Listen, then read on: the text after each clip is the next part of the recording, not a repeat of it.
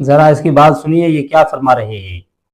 سیدہ فاطمہ الزہرا، حضور کے خاندان سے محبت کرنا، مولا علی سے عشق کرنا، سیدہ فاطمہ الزہرا سے عقیدت رکھنا، امام حسن مجتبی، امام حسین سید الشہداء، ان سے عشق کرنا، یہ کسی گروہ کی علامت نہیں، یہ ایمان کی علامت ہے۔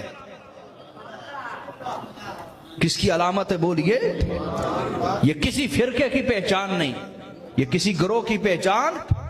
جہاں ایمان ہوگا وہاں عشق علی ہوگا، جہاں ایمان ہوگا وہاں عقیدت فاطمہ الزہرا ہوگی، جہاں ایمان ہوگا وہاں عشق حسنین ہوگا۔ ایمان اس کے بغیر ہو سکتا؟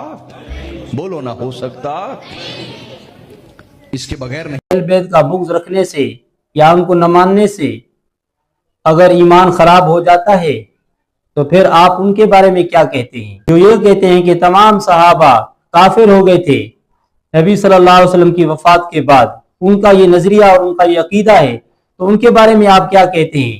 بلکہ تمام انبیاء علیہ السلام کی امتیں، ان میں سب سے زیادہ حضرت ابو بکر رضی اللہ تعالیٰ عنہ افضل ہے۔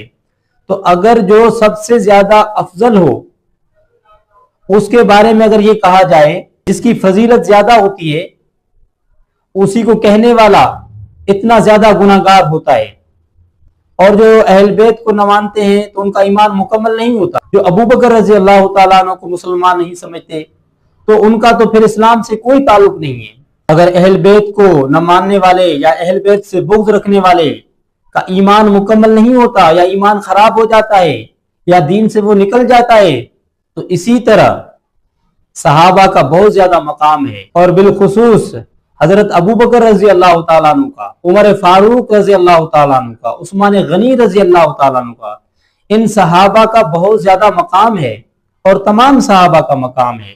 لیکن اگر ان شخصیات کے بارے میں کوئی یہ عقیدہ رکھتا ہے، کوئی یہ نظریہ رکھتا ہے کہ یہ لوگ دین سے پلٹ گئے تھے، دین سے ہٹ گئے تھے، یہ لوگ دین سے بے دین ہو گئے تھے، تو ان کے بارے میں آپ کا کیا نظریہ ہے؟ آپ ان کو مسلمان سمجھتے ہیں؟ جو ان کو یہ کہے، جو ان کے بارے میں یہ گمان رکھے، ان کے بارے میں اس طرح کا نظریہ رکھے، تو آپ کی نظر میں کیا ایسے لوگ مسلمان ہیں؟ کیا ایسے لوگ دین پر ابھی تک باقی ہیں؟ کیا ان کا ایمان ہے ان کے اندر ابھی؟